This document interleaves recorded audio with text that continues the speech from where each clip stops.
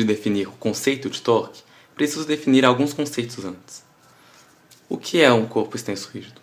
Um corpo extenso é um corpo que não pode ser considerado como uma partícula ou um ponto material, pois suas dimensões não são desprezíveis. E um corpo rígido é um corpo que não se deforma com a ação de forças, por exemplo. Esses três são exemplos de corpos extensos rígidos, pois eles não se deformam, não importa a força que eu aplicar, eles não vão se deformar. Ou a deformação é desprezível. Agora, a gominha é um corpo extenso, porém não é rígido. Qualquer força que eu aplicar, ele vai se deformar. Mas o que muda em tratar o corpo como extenso rígido ao invés de um ponto material? Porque no ponto material, ele só tinha uma liberdade, que era de translação, de um para um lado para o outro. Agora, sendo um corpo extenso e rígido, ele tem outra liberdade, que além de poder transladar, ele pode rotacionar em torno de si mesmo. Ou fazer ambos, rotacionar e andar. O centro de massa de um corpo extenso é o ponto no qual consideramos concentrada toda a massa do corpo para estudarmos seu movimento. Para analisar a translação de corpo, consideramos todas as forças externas atuando somente no centro de massa. O que acontece, por exemplo, quando eu aplico duas forças iguais, mas sentidos opostos, em um ponto material? Bom, pela primeira lei de Newton, temos que o somatório das forças é igual a zero. Isso significa que ele permanece em repouso. Agora, aplicando essas mesmas forças em um corpo extenso, porém aplicando essas forças no centro de massa também, o que acontece com o corpo? Pelo somatório das forças, que é igual a zero, ele permanece em repouso translacional. Então, seu centro de massa não translada. Agora, se eu aplicar, ele também não rotaciona. Mas o que acontece quando eu aplico uma força aqui e outra aqui? O somatório das forças também é igual a zero. Porém, empiricamente, podemos ver que acontece se eu der um peteleco nos dois, ele rotaciona. Agora, se eu aplico essas forças também na extremidade, porém paralelo à distância em relação ao centro de massa, se eu pressionar o lápis assim, ele não vai rotacionar. Então a gente percebe que somente as forças perpendiculares ao centro de massa, a distância ao centro de massa, que causam uma rotação. O que acontece quando aplicamos essas forças, por exemplo, na diagonal?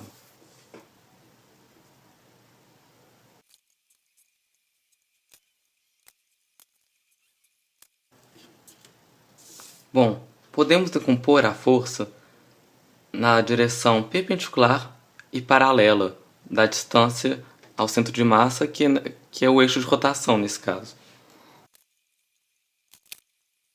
Definindo θ como um ângulo entre D e F, temos que a componente perpendicular, F perpendicular, vai ser igual a o módulo de F vezes o seno de θ, pois o seno de θ é o lado oposto sobre hipotenusa. O lado oposto é isso daqui, sobre hipotenusa, que é F. Podemos definir, então, uma grandeza física que mede a eficácia de uma força provocar rotação sobre um corpo rígido, a qual chamaremos de torque, ou momento da força.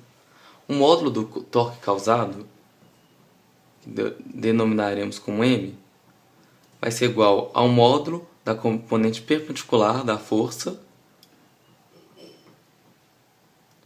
vezes a distância em relação ao eixo de rotação, que nesse caso se localiza no centro de massa.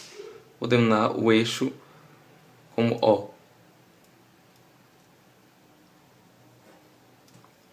Como a componente perpendicular é F seno θ, o torque é igual a FD seno θ. Sendo F a força aplicada em um ponto P em relação a O, D a distância entre os pontos P e O, e θ o ângulo entre a força aplicada e a distância.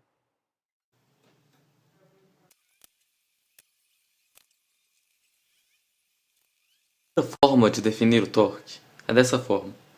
Temos que o seno de θ também é B sobre D.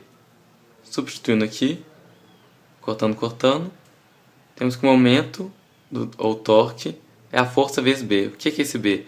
B é a distância do eixo de rotação até a linha de ação da força.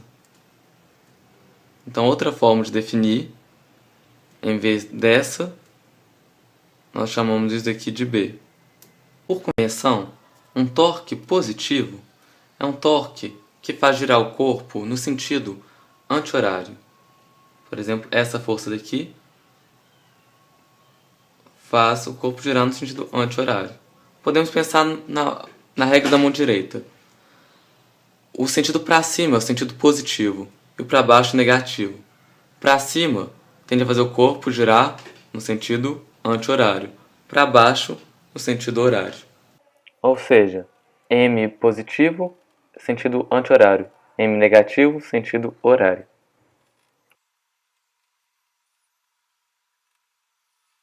Para entender melhor o conceito de torque, podemos fazer uma relação entre a translação de um corpo e a rotação de um corpo. Enquanto a força, como vimos pela segunda lei, causa uma aceleração no corpo, ou seja, uma variação da velocidade no tempo, o torque, por sua vez, causa uma aceleração angular em um corpo, ou seja, causa uma variação da velocidade angular do corpo por unidade de tempo. Por exemplo, esse objeto inicia seu movimento angular devido ao torque causado pela força inicial. E ele freia porque tem um torque causado pela força de atrito, que acaba com seu movimento angular. Vamos para a prática então. Vocês já jogaram peteca? Já perceberam que a peteca sempre cai de cabeça para baixo? Por que isso ocorre? Vamos analisar a subida. Bom, dei um peteleco aqui, ele começa a subir. Bom, lembre-se que tem um ar aqui, tem uma resistência do ar oposta ao movimento, sempre contrário, então para baixo na subida, atuando no corpo. Agora o torque causado por essa força daqui tende a girar nesse sentido, anti-horário, enquanto o torque causado por essas forças daqui, depois do centro de massa, faz girar no outro sentido. Porém, esse torque é muito maior devido à distância de atuação, que supera esse torque que faz girar no sentido horário. Então ele gira no sentido anti-horário até atingir outra posição, que é a de equilíbrio. Aqui ainda continua fazendo ele girar, ele vai subindo, girando, até que nessa posição. Pois se ele ultrapassar, vai ter a força tendendo a fazer ele voltar.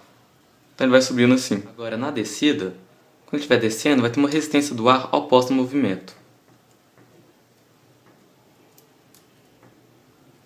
E essa força de resistência de ar vai fazer ele girar para cá, porque supera o torque contrário, que faz ele tender a girar para o outro lado.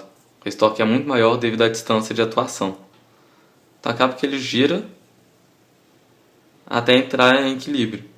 Então ele vai caindo assim, e cai de cabeça para baixo. Isso só ocorre porque o centro de massa está localizado muito perto da extremidade. E também podemos concluir que a cabeça sempre vai apontar para a direção do movimento. Na subida, a cabeça apontava para a subida, na descida também. Se for para o lado, também vai apontar para o lado, porque a resistência do ar vai estar fazendo uma força nesse sentido.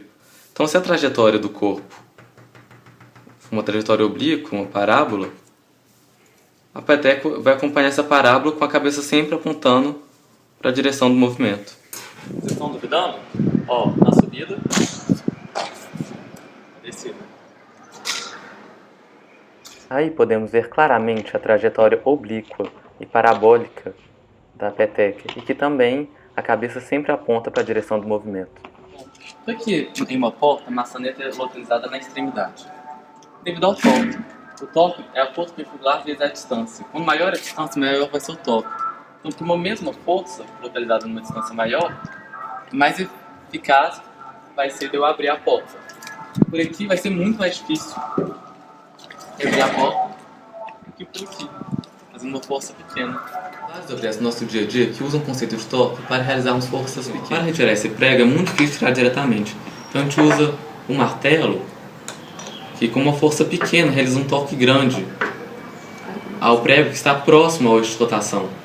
e assim retirando. O sargento, que para apertá-lo, tem essa haste daqui que só aumenta a distância entre o eixo de rotação, facilitando e criando um torque alto com uma força pequena, em vez de simplesmente rodá-lo por aqui. E também tem a chave de boca, que só aumenta a distância, realizando uma pequena força, um torque alto para apertar parafusos.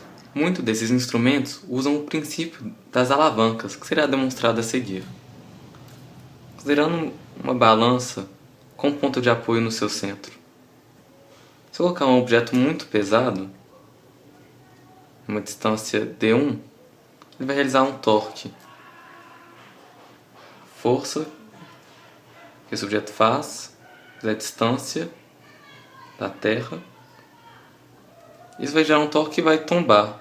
Porém, se eu pôr outro objeto, por exemplo, uma formiguinha na extremidade, ela vai realizar um torque contrário, dado por F da formiguinha, a força, vezes a distância. Por essa equação, podemos perceber que, se a força que a Terra faz é maior que a força que a formiga faz, a distância da formiga tem que ser maior que a distância da Terra. Daí veio a famosa frase de Arquimedes: se me derem uma alavanca e um ponto de apoio, deslocarei o mundo.